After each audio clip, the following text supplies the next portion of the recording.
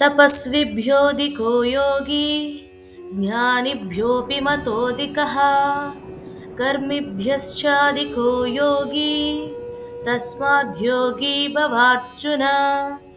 అర్థం చూద్దాం రండి. తపస్విభ్యః తపస్సు చేసే వారి కంటే అధికః శ్రేష్ఠుడు, యోగి యోగి, జ్ఞానిభ్యః అపి జ్ఞానుల కంటే కూడా, మతః నా అభిప్రాయం ప్రకారం, అధికః శ్రేష్ఠుడు, కర్మిభ్యః చ కర్మలను చేసే వారి కంటే కూడా అధికః శ్రేష్ఠుడు, యోగి యోగి, తస్మాత్ అందువల్ల, యోగి భవ యోగిగా అవు అర్జున, ఓ అర్జున.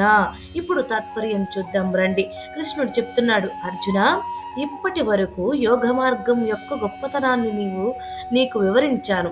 ఇప్పుడు ఒక విషయాన్ని స్పష్టంగా తెలుసుకో. కేవలం కఠినమైన తపస్సు చేయడం మాత్రమే యోగం కాదు.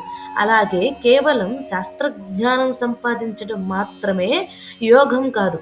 అలాగే ఫలాపేక్షతో కర్మలు చేయడం మాత్రమే యోగం కాదు.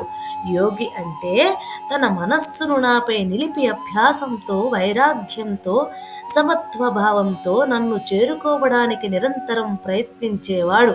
అర్జున, అటువంటి యోగి తపస్వి కంటే గొప్పవాడు. కేవలం జ్ఞానాన్ని కూడబెట్టిన వాడి కంటే కూడా గొప్పవాడు.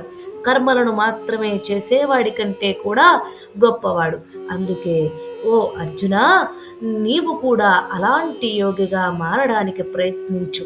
అదే నీ జీవితాన్ని పరిపూర్ణం చేసే మార్గం అవుతుంది అని కృష్ణుడు అర్జునుడికి, అలాగే మనకి కూడా తెలియజేస్తున్నారు. హరే కృష్ణ.